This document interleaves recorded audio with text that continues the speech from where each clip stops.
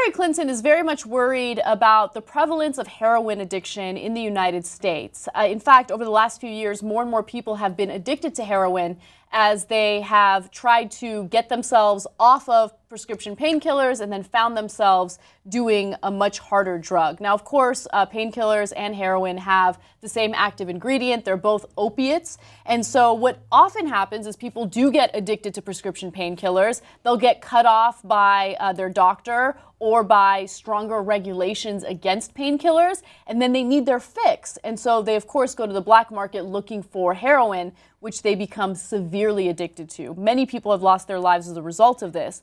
Now, Hillary Clinton wants to do something about it. In fact, apparently she said during her campaign, when I started running, when I started thinking about this campaign, I did not believe I would be standing in your living room talking about the drug abuse problem, the mental health problem, and the suicide problem. But I'm now convinced I have to talk about it. I have to do everything I can in this campaign to raise it, to end the stigma against talking about it. Just to give you some incredible numbers on addiction in the United States right now, a Centers for Disease Control and Prevention study of 28 states found that heroin deaths doubled from 2010 to 2012. That's only 2 years.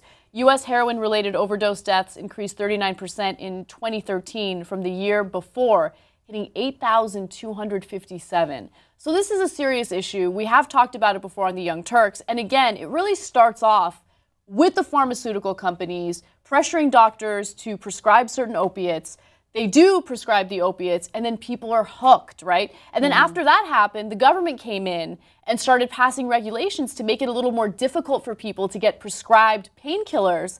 And then that was when people started turning to heroin. And so she wants to address this, and of course she hasn't really laid anything out yet. She wants some of her aides to start drawing up some policy, but I'm happy that this is on her radar. I'm worried about the execution. I mean, I do think it's a sign of ballsiness and strength that she is addressing a very unsexy issue that people aren't talking about. To me, people always accuse Hillary of being strategic and calculated in her political moves, but I don't feel that in this. It seems like, because I'm like, what is the political cachet one gets from attacking the painkiller and heroin addiction problem? I mean, that's just not, it's not like that's a demographic that she's going to reap huge benefits or get a ton of donors out of. Yes. Do you know what I mean? Like, to me, I think this is her actually looking at it, feeling personally empowered to raise the awareness on it. I mean, and I did not know these statistics. It's crazy. And it's because Hillary is talking about it that I am now talking about it on air with you. Yeah. That's powerful. It is powerful. And for someone who is a career politician, it is admirable that she took a second away from that to raise awareness about a serious issue that's really, really harming people in Iowa and New Hampshire. Iowa and New Hampshire. Okay, fair enough. Those are important states, and so but still she does a small demographic. I would yeah, think. but Iowa and New Hampshire are extremely important when it comes to the election, Sure. and so is there a political reason why she's going after this issue? Yes, but at least it's a political issue that actually has a good outcome if she executes the policy appropriately. So the thing that I'm worried about is whenever it comes to drug abuse in America, we're punitive. We don't rehabilitate people. So what we do is if we find someone with something as serious as heroin, we throw them in prison and we criminalize them. So I'm curious as to whether or not she's going to stop the criminalization of people who are caught with heroin.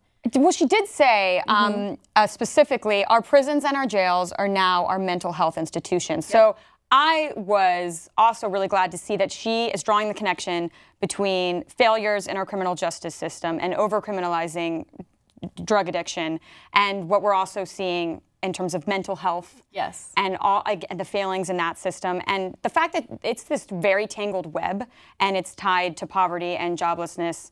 Like, there's so many things that go into it, and the fact that she is looking at the more nuanced view of it and bringing the criminal justice system into the discussion, that gives me hope that she will attempt to execute policy in an idiosyncratic way. Yeah. Rather than, because we've seen the drug war just go about it in all the wrong ways. Absolutely. It's caused more harm than good. And so far, I want to be fair to her. So far, she hasn't done anything wrong. Right. Okay. So she is raising awareness about this issue. She did mention that, putting these people in prison isn't probably the best way to go about it. But in order for her to really combat this issue, she's got to go up against pharmaceutical companies. She's got to fight with certain healthcare providers who don't believe in some evidence-based treatments. So there's this whole debate as to whether or not it makes sense to give heroin addicts methadone to wean them off the methadone. I'm not an expert in that, so I'm not going to sit here and pretend like I know which way is right. But that debate is pretty fierce, and so she's going to have to get into the center of that and figure out what type of evidence-based solution makes the most sense. But I do like that she's raising awareness of it, and hopefully something good does come out of it.